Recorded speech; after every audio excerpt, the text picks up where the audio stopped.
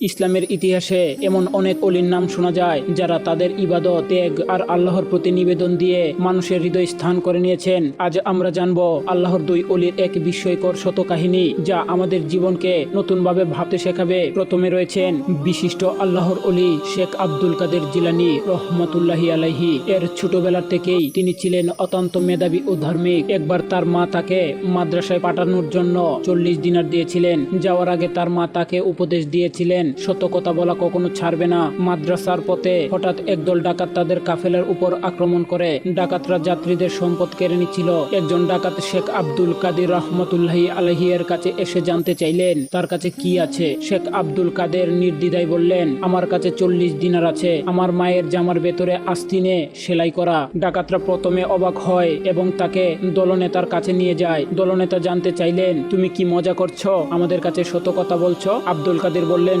না, আমি মজা করছি না। আমার মা আমাকে উপদেশ দিয়েছেন কখনো মিথ্যা না বলতে। আমি তার কথা অমান্য করতে পারি না। দলনেতা এবং ডাকাত দলের অন্যান্য সদস্যরা এই নিষ্পাপ ও সত্যবাদী বালকের কথায় মুগ্ধ হন। তাদের হৃদয় পরিবর্তন হয়ে যায়। দলনেতা তখনই তওবা করেন এবং ডাকাতি ছেড়ে আল্লাহর পথে ফিরে আসেন। পুরো দলটি তখন আল্লাহর পথে চলার সংকল্প নেয়। এই ঘটনা আমাদের শেখায় যে সত্য কথা বলা একজন মুমিনের অন্যতম গুণ। সত্যবাদিতা মানুষকে শুধু নিজের জীবনে সাফল্য করে না, বরং অন্যদের জীবনেও আলো ছড়ায়। দ্বিতীয়তে রয়েছেন হযরত ইব্রাহিম আদহাম রহমতুল্লাহি আলাইহি। তিনি এক সময় ছিলেন বালক নগরীর প্রভাবশালী রাজা। তার ধন সম্পদ, ক্ষমতা আর প্রাসাদ ছিল দেখার মতো, কিন্তু তার হৃদয়ে ছিল এক অদ্ভুত শূন্যতা। তিনি মনে করতেন এই সম্পদ এবং রাজত্ব তাকে আল্লাহর কাছে নিয়ে যেতে পারছে না। এক রাতে যখন তিনি রাজপ্রাসাদের ছাদে শুয়েছিলেন, তখন অদ্ভুত শব্দ শুনতে পেলেন। তিনি জিজ্ঞেস করলেন, কে? অজানা কণ্ঠস্বর থেকে উত্তর এলো, আমি একজন পথিক, আমার উট হারিয়ে ফেলেছি, সেটি খুঁজতে এসেছি। রাজা অবাক হয়ে বললেন, রাজপ্রাসাদে উট কিভাবে থাকতে পারে?